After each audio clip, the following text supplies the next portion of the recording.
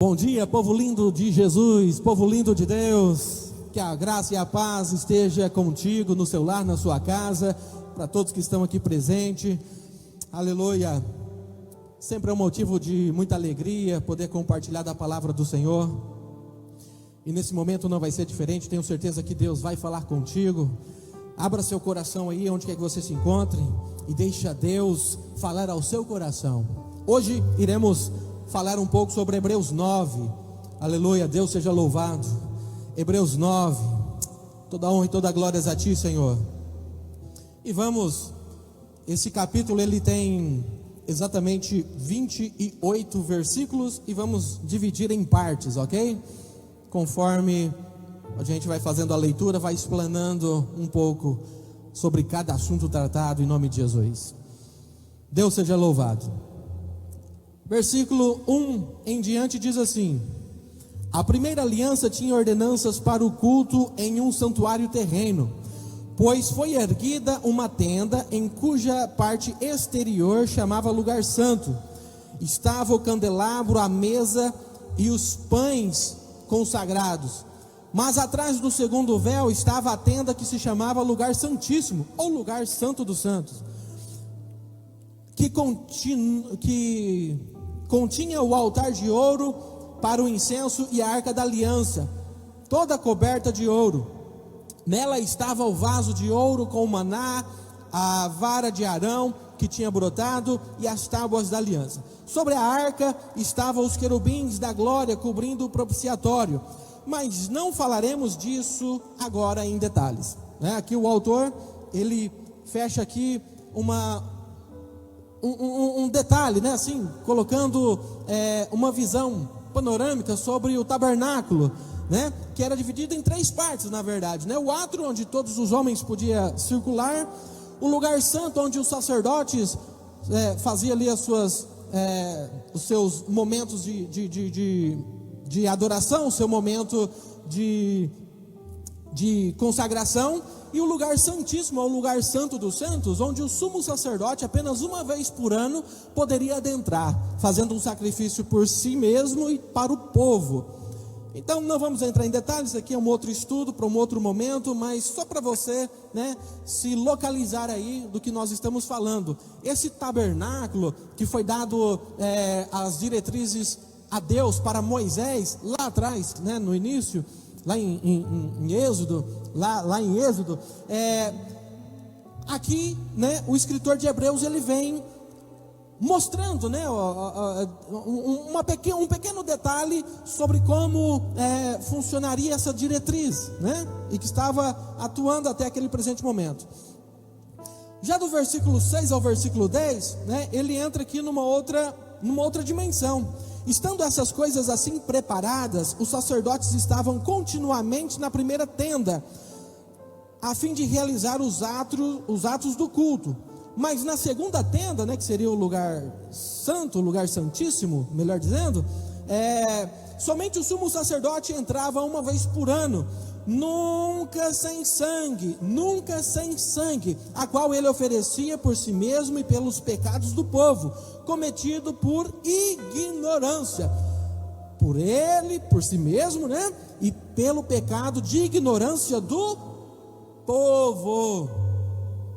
Com isso, o Espírito Santo mostra que o caminho para o lugar santíssimo não estava revelado enquanto a primeira tenda ainda existisse, né? Enquanto ainda a primeira tenda se existia. Essas coisas se referiram somente à comida, bebida e às diversas lavagens cerimoniais, ordenanças humanas impostas até o tempo de uma reforma. Então veja bem, aqui do versículo 6 ao versículo 10, existe uma condição aqui, né, do mediador terrestre. As condições de um mediador terrestre, né, o sumo sacerdote, e também para o povo, né, e do ser humano. Então veja bem, aqui se detalha que o sumo sacerdote primeiramente precisaria fazer um sacrifício por si mesmo. Por quê? Porque como ser humano nós somos falhos e precisamos de um sacrifício, precisamos de uma abertura ao céu, até aquele momento. né? E o povo, eles viviam no quê? No pecado da ignorância, porque ainda não tinha entendido o propósito de Jesus Cristo aqui na terra, ainda não tinha aceitado o Senhor Jesus como seu Senhor e Salvador, sendo o cumprimento das promessas do Messias. Veja bem, o sumo sacerdote oferece o sacrifício por si mesmo, dando um entendimento de que, mesmo exercendo a função, ele era falho.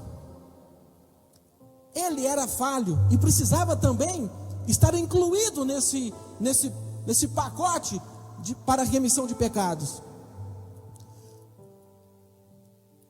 Aí na sequência ele oferecia o sacrifício pelo povo, né, pelo pecado de ignorância. O que é isso? Ignorância é a falta de entendimento, falta de conhecimento, é uma mente fechada. Aqui, provavelmente, a carta de Hebreus, ela foi escrita antes do ano 70. Porque no ano 70, o imperador da época, Nero, ele destruiu o templo, né? Esse templo, o segundo templo, que era o templo de Jesus. Então, veja bem, Jesus Cristo veio ali no devido tempo, morreu na cruz, ressuscitou ao terceiro dia, surgiu-se a igreja, né?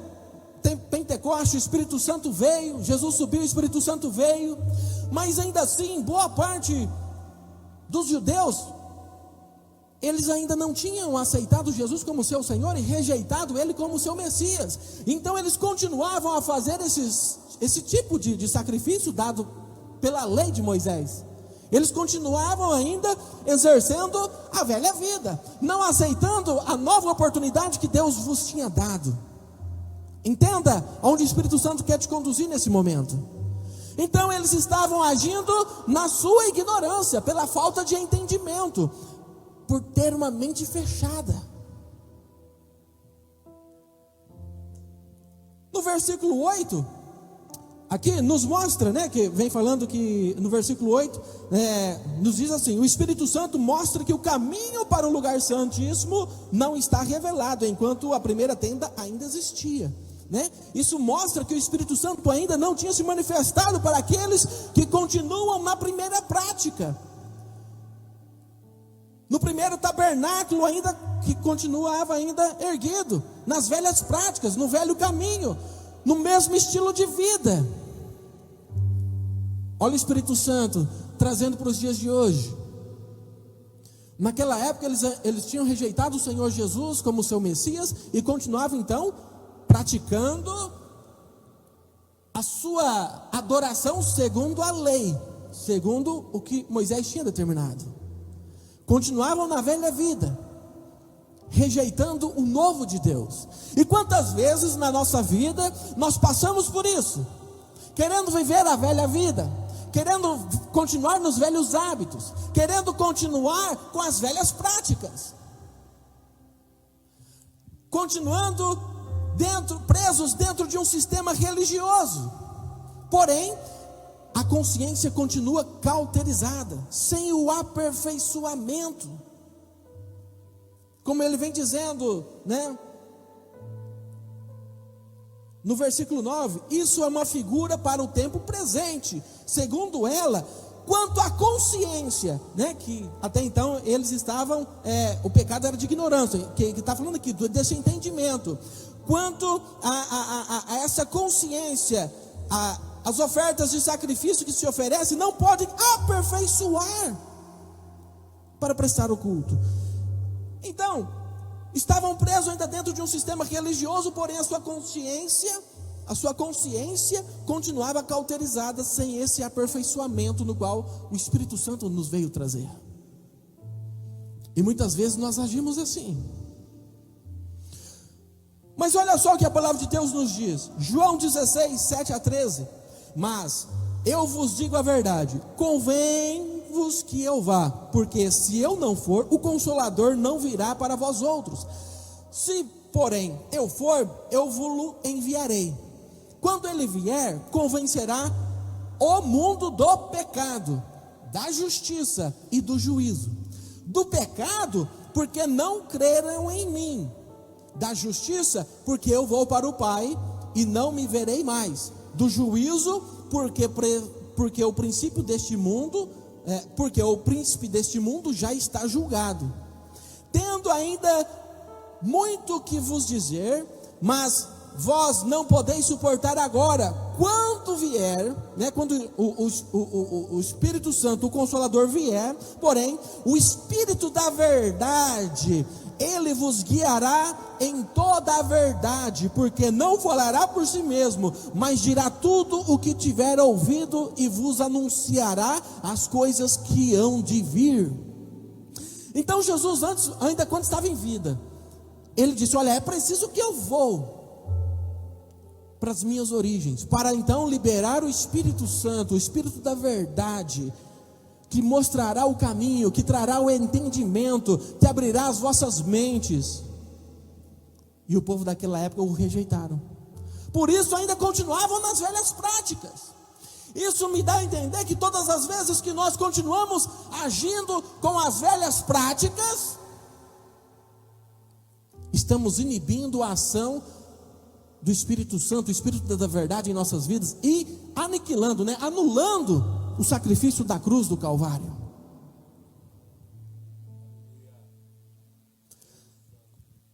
Veja bem, ainda no Evangelho de João 14, 16 adiante, diz assim, ele continua dizendo: eu rogarei ao Pai, e Ele vos dará outro Consolador, a fim de que esteja para sempre convosco. Olha, a fim de que estejam para sempre, não é por um determinado momento, não é só quando você estiver bem, faturando, conseguindo coisas materiais, financeiras, quando está tudo bem com a sua saúde, com a sua vida. Não, é em todos os momentos, é nos bons e nos ruins também.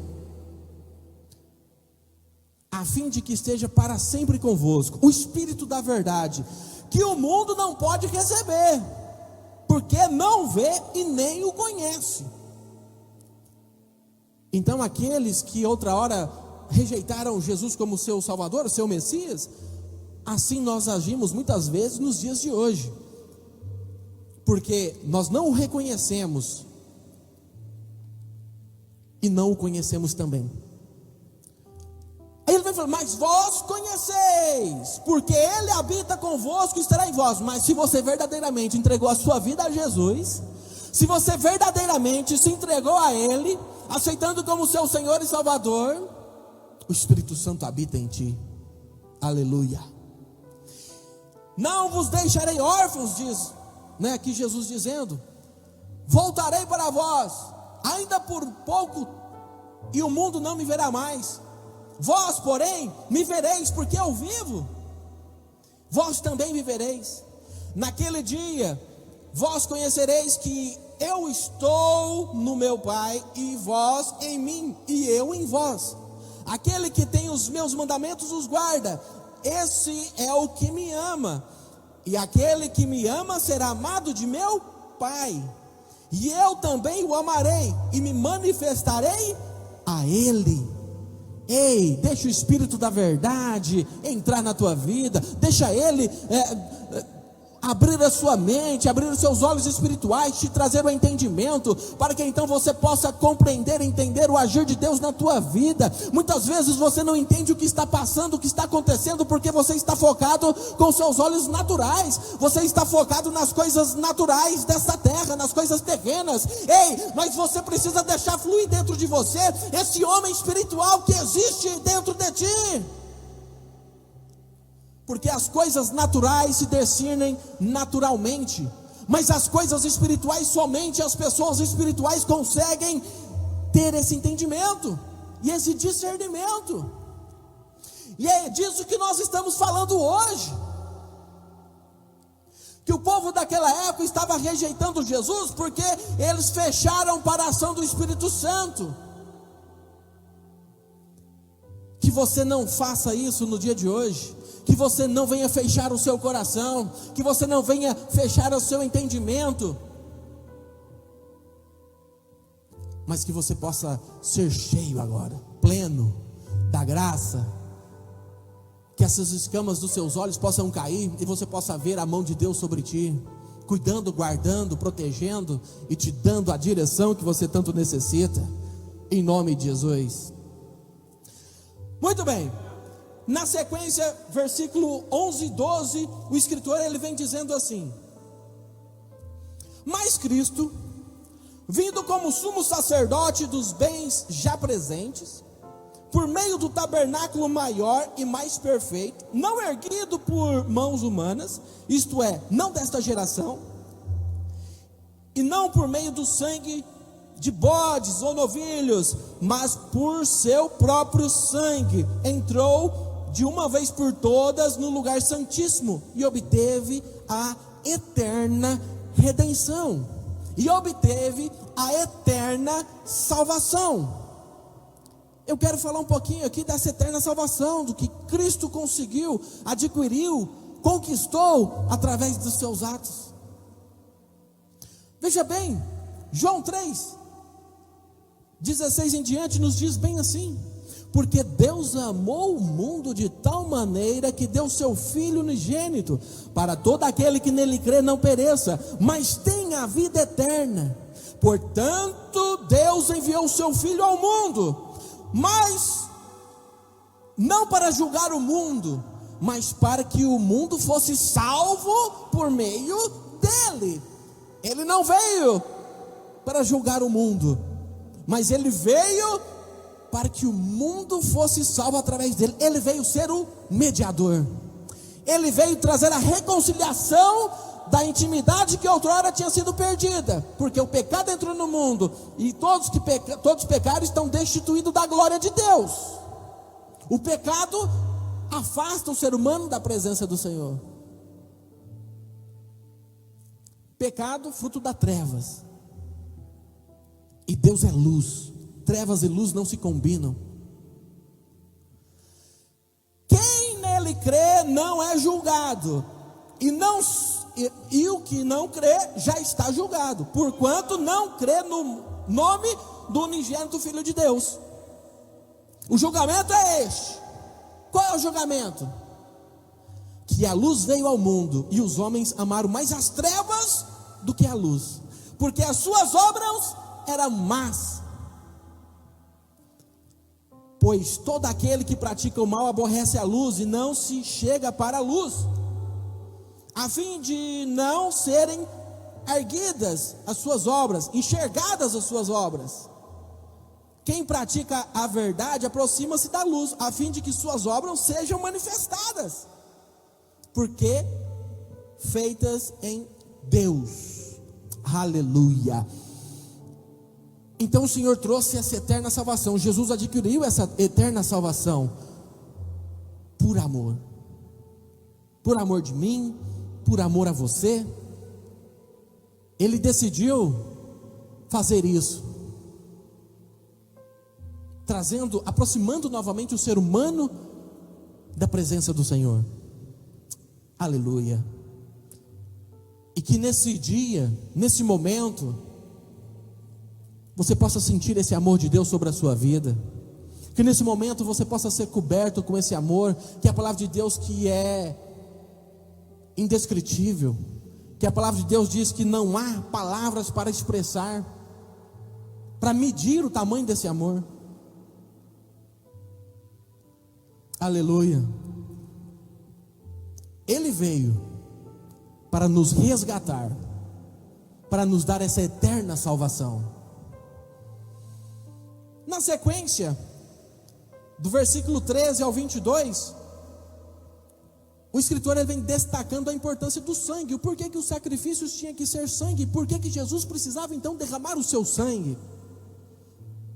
Nos diz assim, 13 em diante: porque se quanto à purificação da carne, o espalhar de sangue de bodes e touros e das cinzas de uma novilha santifica os que são impuros, quanto mais o sangue de Cristo, que é imaculado, sem mancha, perfeito, por meio do Espírito eterno, ofereceu a si mesmo a Deus, purificará todas as obras mortas à vossa consciência, para servirdes ao Deus vivo. Por isso ele é o mediador da nova aliança, para que, tendo sofrido a morte para a redenção das transgressões cometidas sob a primeira aliança, os chamados recebem a promessa da herança eterna. Pois, onde há testamento, é necessário que ocorra a morte daquele que o fez. Porque um testamento não tem força senão pela morte, visto que nunca terá valor enquanto viver quem o fez. Nem a primeira aliança foi consagrada sem sangue, visto que depois de anunciar a todo o povo todos os mandamentos segundo a lei, Moisés tomou o sangue de novilhos e de bodes com água, lã vermelha e poço, e aspergiu tanto no próprio livro como todo o povo, dizendo: este é o sangue da aliança de Deus, que Deus vos ordenou. Da mesma forma também aspergiu com sangue o tabernáculo e todos os utensílios para o culto. E segundo a lei, quase todas as coisas são purificadas com sangue, e sem derramamento de sangue não há perdão. E sem o derramamento de sangue não há perdão. Vamos entender um pouco melhor sobre isso? Eu fiz um pequeno estudo aqui sobre a importância do sangue. Hoje estudei medicina, anatomia, e eu quero compartilhar com você. Olha, Levíticos 17:11 nos diz assim, ó: pois a vida de todo ser vivente está no sangue. Preste bem atenção. A vida de todo ser vivente está no seu sangue. E é por isso que Deus mandou que o sangue dos animais oferecidos como sacrifício fosse derramado no altar, a fim de conseguir perdão pelos pecados do povo. Pois é o sangue, isto é, a vida, que tira os pecados. Então é somente a vida que pode tirar o pecado. Somente a vida. E aqui, segundo a Bíblia nos ensina, segundo a revelação de Deus para com Moisés, quem escreveu o livro de Levíticos, a vida está no sangue. O sangue é a vida da alma. Vamos lá, vamos entender um pouquinho o porquê. Nós temos no nosso corpo diferentes tipos de tecidos. O tecido muscular, glandular, o tecido nervoso, ósseo e etc. Todos os tecidos do corpo têm algo em comum. O que eles têm de comum? Que eles são fixos. São fixos. Cada tecido no seu lugar. Mas veja bem, a única exceção é o tecido sanguíneo, que corre por todo o corpo. Preste atenção nisso. O sangue não é limitado em uma parte do corpo. Não, ele precisa circular no corpo todo. E olha, em exatos 23 segundos, percorre o corpo todo.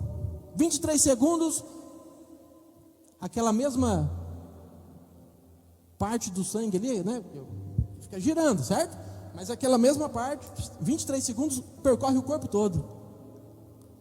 O sangue é o mais misterioso dos tecidos humanos, composto por diferentes elementos químicos, corpos químicos estranhos, cuja função não está totalmente esclarecida, né, para medicina, para a ciência. Mas veja bem, se o sangue não chegar a uma célula, o que vai acontecer? Ela certamente vai morrer, porque o corpo do ser humano precisa do sangue. Por isso que os outros tecidos fixos precisam do sangue. Por isso a importância do sangue. Por isso a importância do coração. O que é o coração? É a bomba que impulsiona o sangue a circular.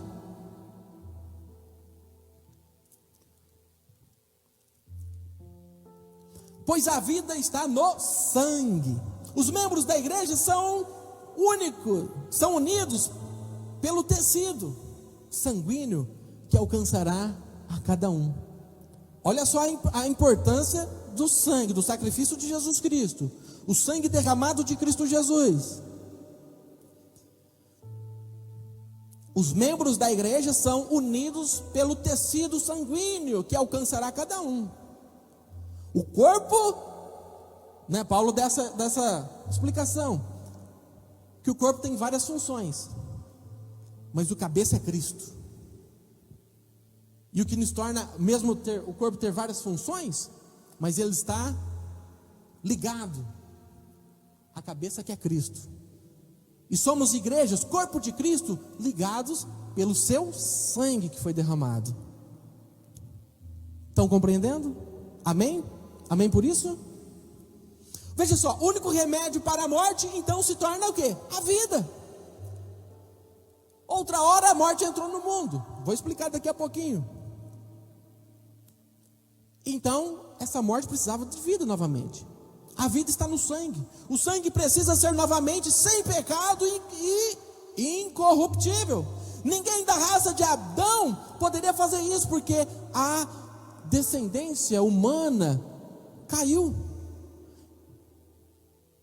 E lá no comecinho, você vai ver lá que Deus, quando criou Adão, criou ele à imagem e à sua semelhança.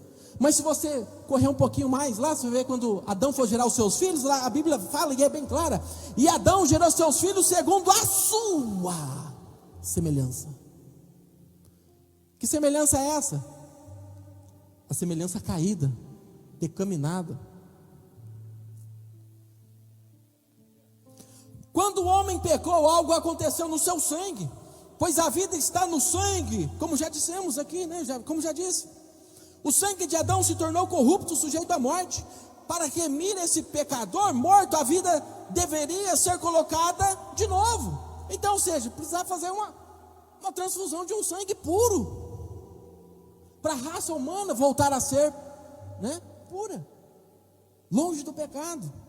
Vai entendendo esse mistério aí, igreja? Vai entendendo. Olha só, por esta razão Jesus poderia participar da carne de Adão, a qual não teria herdado o pecado. Que foi o que aconteceu? Nasceu de uma virgem mulher. Mas o seu sangue aí veio da parte do Deus Pai. Sangue puro. No sangue de Jesus não tinha a descendência humana, a herança de Adão. Essa veio da parte de Deus, o sangue puro. Entenda esse mistério espiritual. Mas Jesus não participou do sangue de Adão, o qual estava contaminado. Jesus era um homem perfeito, porque não havia herdado uma só gota do sangue de Adão em suas veias. Ele não compartilhou do pecado de Adão. Entende esse mistério? O porquê precisou dele não ser concebido por um homem? Entende esse mistério? Porque precisava de uma mulher, precisava de alguém para gerar, mas não podia ser de um sangue contaminado. Mas toda a raça humana estava contaminada.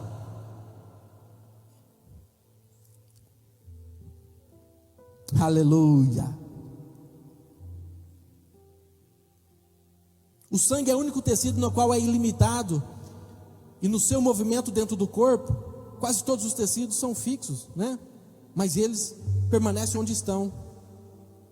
Alguém pode dizer: mas a saliva, o suco gástrico, o bílis, lágrimas, isso não faz parte do corpo, isso é secreção. Segundo a ciência, isso é uma secreção. O sangue é o único que pode alcançar cada célula do corpo e unir cada membro individualmente. Então, por isso, a importância do sangue. Acho que foi claro aqui, né? Acho que ficou claro. Deu para entender o porquê precisava de um derramamento de sangue. Por que então Deus instituiu os sacrifícios de animais, né, para derramar o seu sangue no altar? Porque era um sangue simbolizando aquele sangue perfeito que viria para encerrar de uma vez por toda esse tipo de sacrifício. Um sangue inocente. O sangue de animais trazia a santificação, ou seja, a purificação da carne, a purificação momentânea da carne. Mas veja bem, o sacrifício de Cristo Jesus, o seu sangue derramado, ele purifica, é a nossa consciência para servirmos o Deus vivo. O sangue de animal não poderia nos dar uma nova vida, um novo nascimento. Por isso que foi preciso Jesus morrer na cruz, derramar o seu sangue, para termos o privilégio de ter uma nova vida, nova criatura sou, as coisas velhas se passaram e tudo se fez novo. Aleluia, aleluia. Aleluia. Sem o derramamento de sangue não há remissão. Sem o derramamento de sangue não poderia haver salvação. Como já expliquei, o sangue é a vida. E a raça humana estava contaminada. Veja bem, Romanos 12, 1 adiante, diz assim: rogo, pois, irmãos, pelas misericórdias de Deus, que apresentei o vosso corpo como um sacrifício vivo, santo e agradável a Deus, que é o vosso culto racional. Seu culto racional, ou seja, com a sua consciência aberta, com o seu entendimento. Isso só é possível através da ação do Espírito Santo na nossa vida, com um novo nascimento. E não vos conformeis com este século, mas transformai-vos pela renovação da vossa mente. Aleluia! Para experimentar qual seja a boa, agradável e perfeita vontade de Deus. Entenda isso, igreja. Entenda esse mistério de Deus. Primeira carta aos Coríntios 2, 14 em diante nos diz assim: ora, o homem natural não aceita as coisas do Espírito de Deus, porque são loucura. Talvez o que eu estou dizendo aqui seja loucura para você, por falta de entendimento, por falta de conhecimento, Mas se você permitir, o Espírito Santo nesse momento tira as escamas dos seus olhos, e você vai ter um encontro verdadeiro, real com o Deus Todo-Poderoso, o Deus que necessita de verdadeiros adoradores, mas não adoradores naturais, com mente fechada, adoradores com mente cauterizada, mas adoradores que o adoram em espírito e em verdade. Aleluia, aleluia.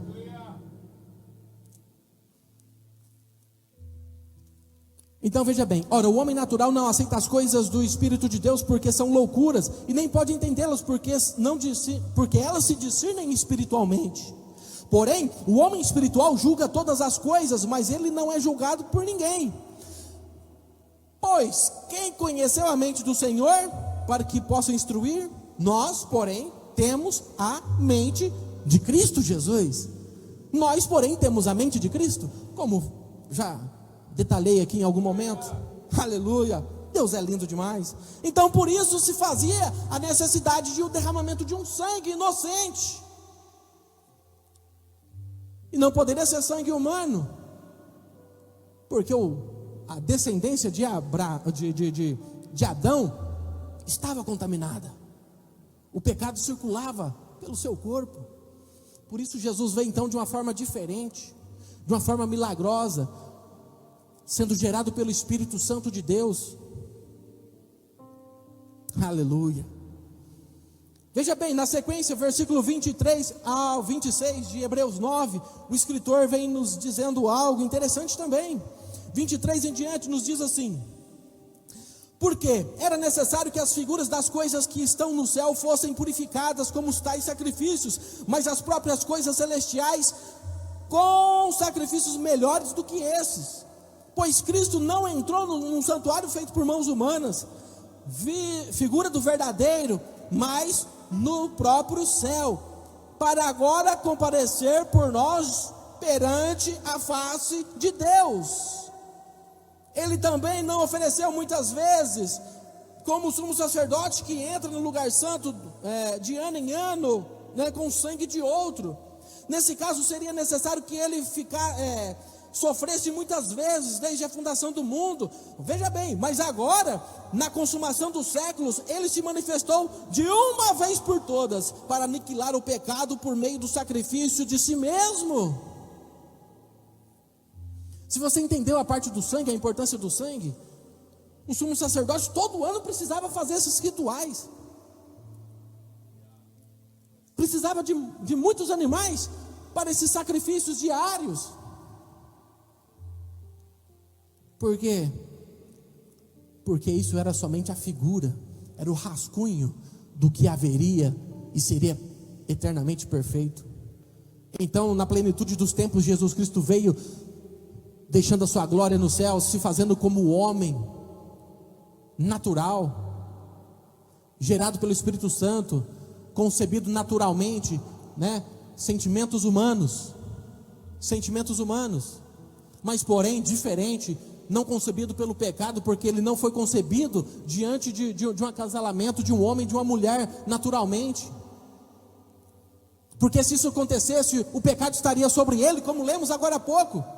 Mas então ele foi concebido pelo Espírito Santo de Deus, e sobre ele corria o sangue puro, o sangue eterno de Deus. Aleluia.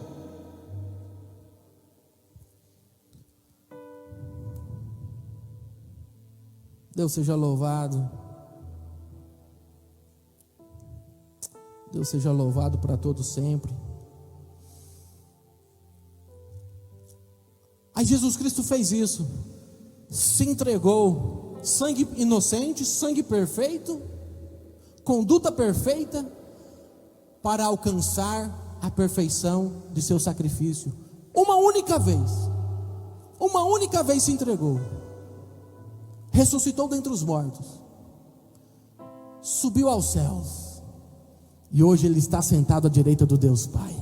E como a palavra aqui está dizendo, como que eu acabei de ler, esse tabernáculo que foi construído aqui era somente uma sombra, mas ele fala de um tabernáculo que existe no céu, que não foram feitos por mãos humanas, mas o próprio Deus construiu para esse momento no qual ele, como o seu sumo sacerdote eterno, com o seu sacerdócio eterno, estaria lá intercedendo por mim e por você a todo instante. Aleluia, nos purificando.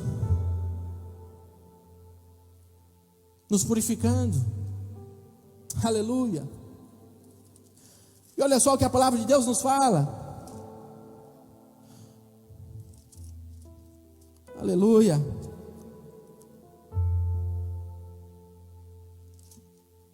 Deus seja louvado.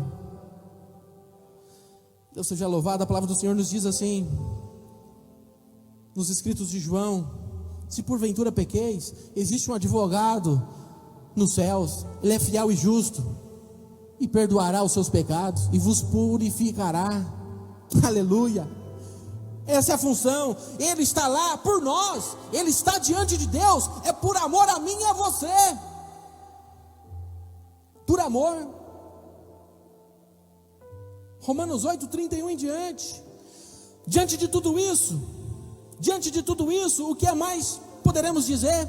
Se Deus está do nosso lado, quem poderá nos vencer? Ninguém, porque Ele mesmo deixou de entregar o seu próprio Filho, mas ofereceu para nós, por todos nós. Se Ele nos deu o seu Filho, será que não nos dará também todas as coisas? Quem acusará aquele que Deus escolheu? Ninguém, porque o próprio Deus declara que eles não são culpados, e Deus Pai só declara que nós não somos culpados, porque Ele não olha para os nossos pecados, mas olha para o sangue de Jesus sobre as nossas vidas. Hoje temos vida porque somos cobertos, lavados com o sangue de Cristo. Serão os sofrimentos, as dificuldades, as perseguições, a fome, a pobreza, o perigo ou a morte.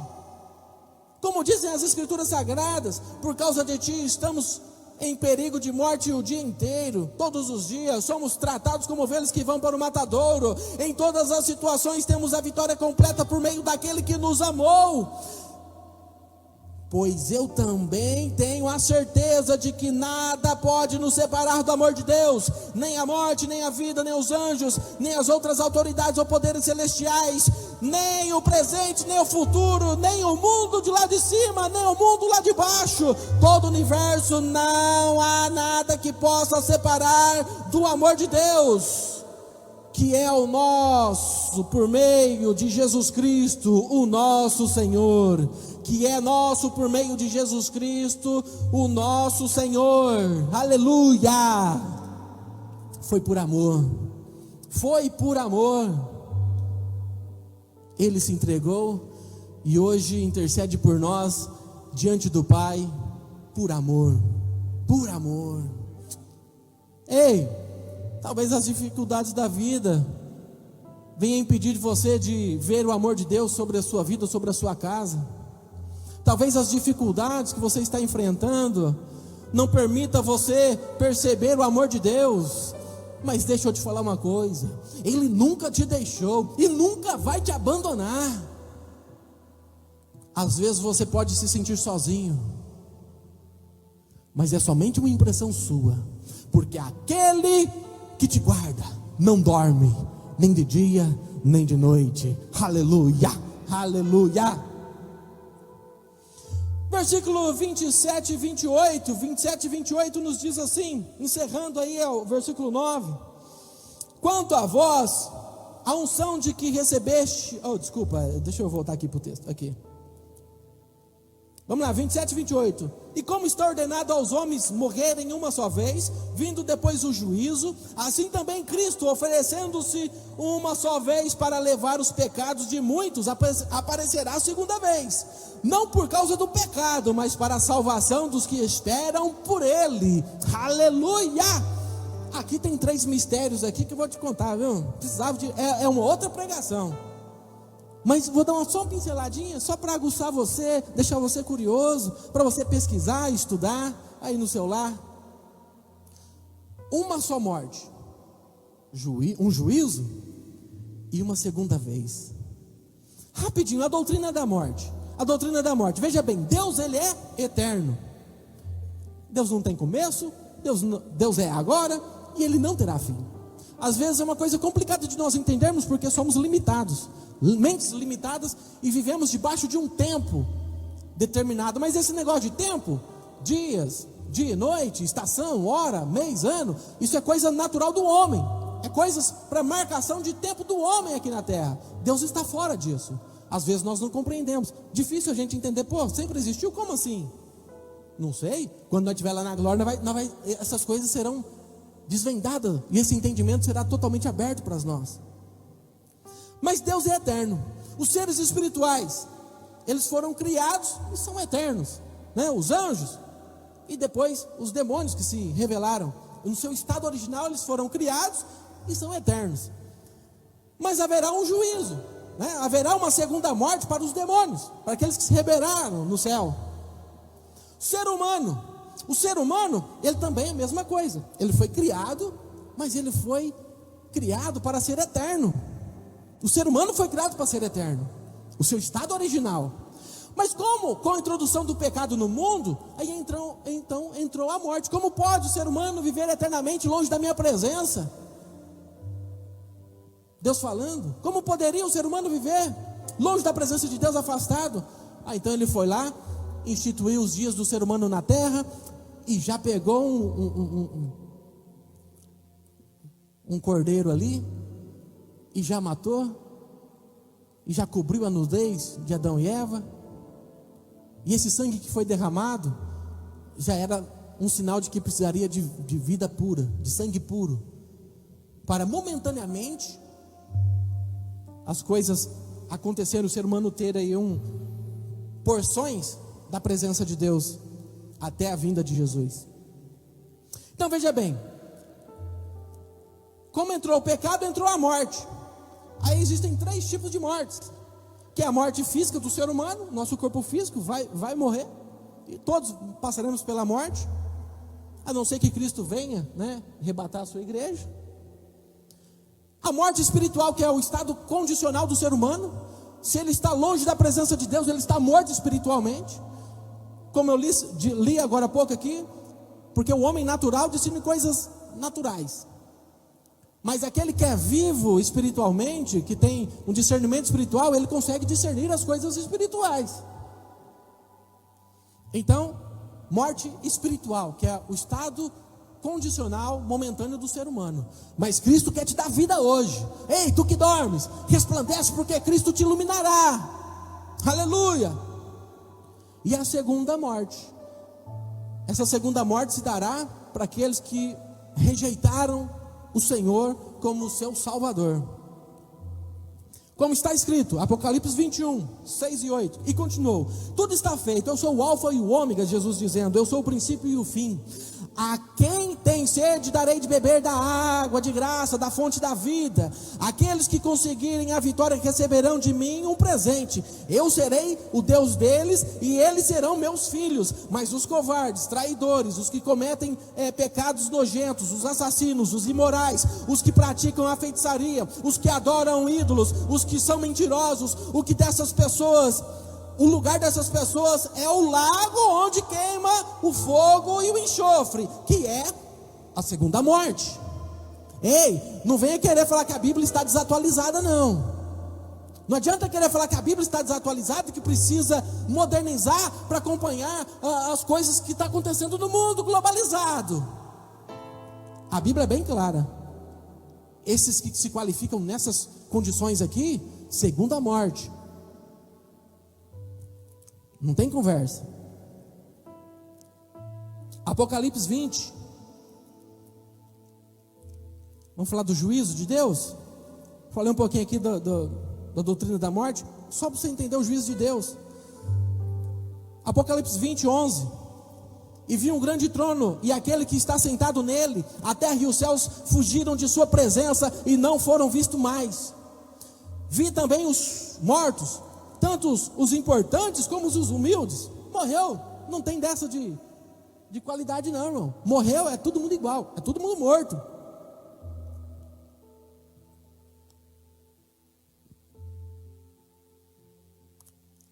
E todos eles estavam de pé diante do trono. Foram abertos livros e também aberto outro livro, o livro da vida. Os mortos foram julgados de acordo com o que cada um havia feito, pelas suas obras, conforme estava escrito nos livros. Aí o mar entregou os mortos que estavam nele, a morte e o mundo dos mortos também entregaram que neles tinham seu poder. E todos foram julgados de acordo com o que cada um tinha feito. Então a morte e o mundo dos mortos foram jogados. Então a morte e o mundo dos mortos foram jogados no lago de fogo. E esse lago de fogo é a segunda morte. Quem não tinha o seu nome escrito no livro da vida foi jogado no lago de fogo, que é a segunda morte. Então esse é o juízo de Deus. O juízo de Deus, a segunda morte, está ligada no juízo de Deus. Mas aqueles que estão em Cristo Jesus, eles serão ressuscitados dentre os mortos, aleluia.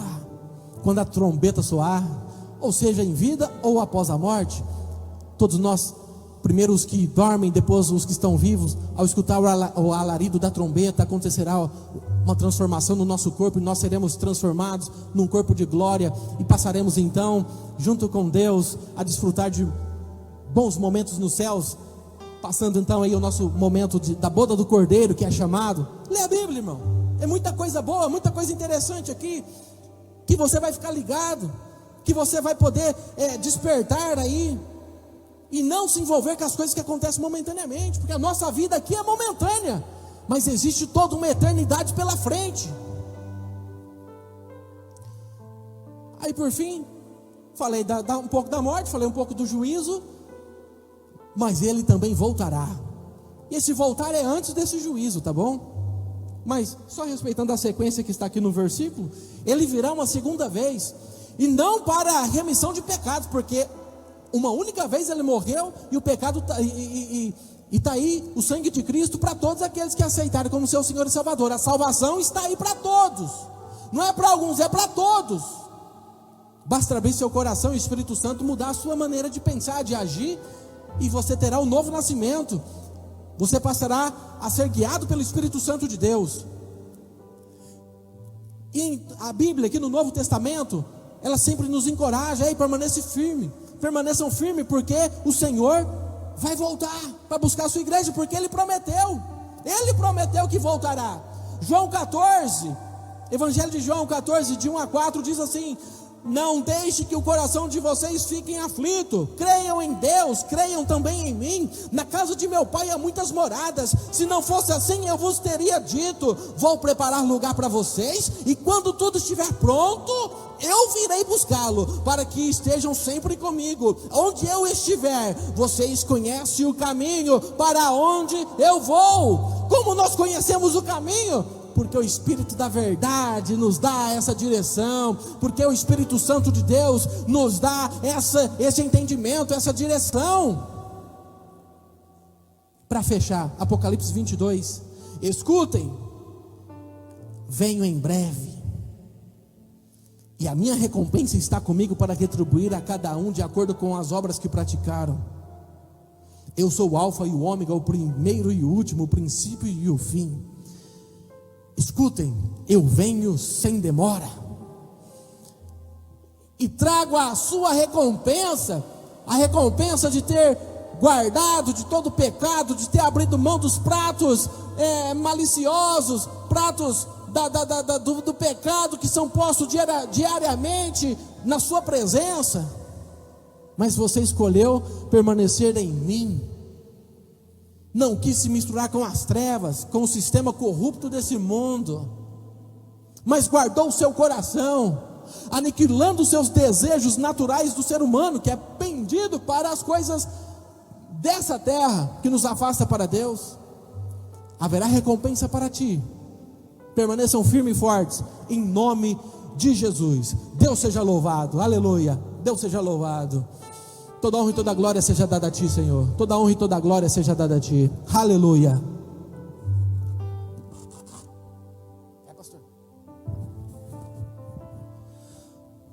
Agradeço a oportunidade, que Deus possa ter falado grandemente ao seu coração, em nome de Jesus.